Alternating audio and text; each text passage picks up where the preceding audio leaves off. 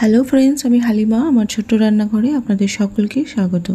তো ফ্রেন্ডস, আজকে আমি আপনাদের সঙ্গে শেয়ার করব খুবই সহজভাবে খুবই মজাদার গরুর কলিজা ভুনার রেসিপিটা মাশাআল্লাহ দেখতে যেমন সুন্দর হয়, খেতেও কিন্তু অসম্ভব টেস্টি হয়।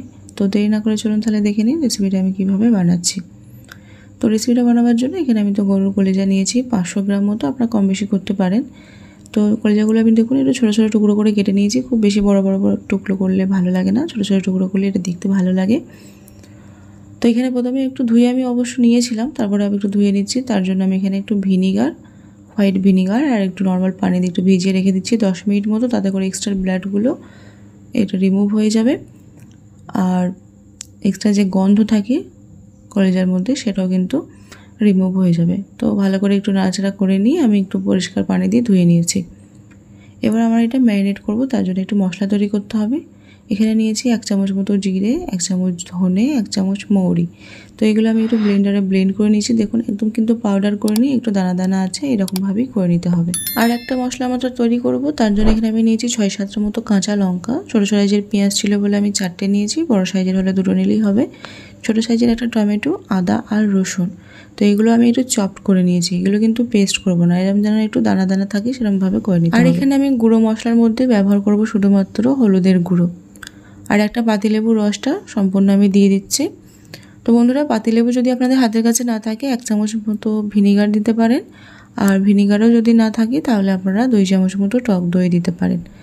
আর এর মধ্যে আমি দিয়ে দিচ্ছি চিলি ফ্লেক্স। যদি আপনাদের কাছে চিলি ফ্লেক্স না থাকে, যখন আপনারা গুঁড়ো মশলাটা করবেন জিরে, ধনে এবং মৌরির, তখন সেখানে আপনারা শুকনো লঙ্কা দিতে পারেন 5-6টা মতো, দিয়ে একসঙ্গে ব্লেন্ড করে নেবেন। তো এইগুলো আমি ভালো করে হাতে করে মাখিয়ে আমি একটু ম্যারিনেট করে রেখে দেবো কম করে 30 মিনিট, আর যদি হাতে টাইম থাকে তাহলে 3 ঘন্টা মতো রাখলেও হবে। তো বন্ধুরা, এর মধ্যে কিন্তু আমি লবণটা দিইনি, এটা ভাববেন না যে আমি ভুলে গেছি।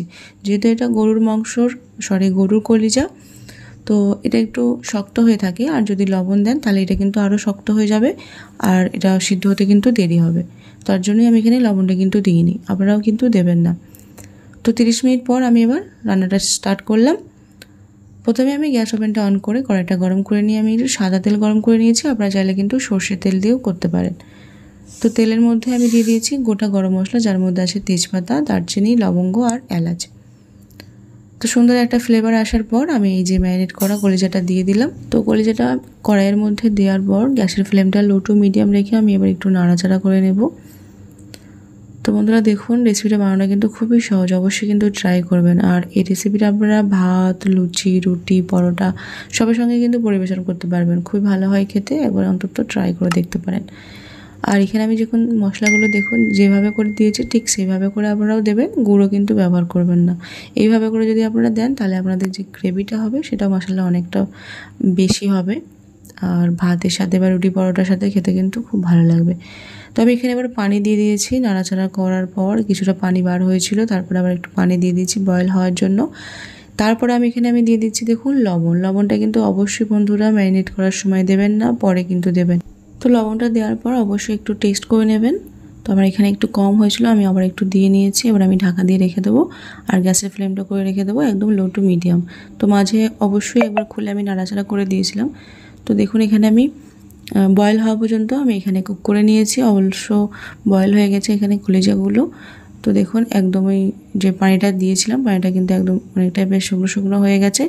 এবার আমি আর ঢাকা দেবো না, গ্যাসের ফ্লেমটা লো টু মিডিয়াম রেখে এটা একদম ভালোভাবে আমি ভুনে নেব। তো দেখুন একদম মশলা থেকে তেল ছেড়ে দিয়েছে, আর প্রত্যেকটা কলিজার গায়ে দেখুন মশলা লেগে আছে। তো এরকমভাবে আপনারাও করে নেবেন, আশা করি আপনাদের খুব পছন্দ হবে। দেখতে দেখুন কতটা সুন্দর হয়েছে, অসম্ভব সুন্দর ফ্লেভারও বার হচ্ছে।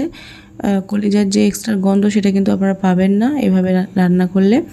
তো বন্ধুরা, যদি আপনাদের রেসিপিটা ভালো লাগে অবশ্যই কিন্তু ট্রাই করবেন এবং আমায় কমেন্ট করে জানাবেন কেমন হয়েছিল। আর এই ধরনের রেসিপিগুলো দেখবার জন্য সাবস্ক্রাইব করে অবশ্যই পাশে থাকবেন। আমি চেষ্টা করি সহজভাবে রেসিপিগুলো আপনাদের সঙ্গে শেয়ার করার।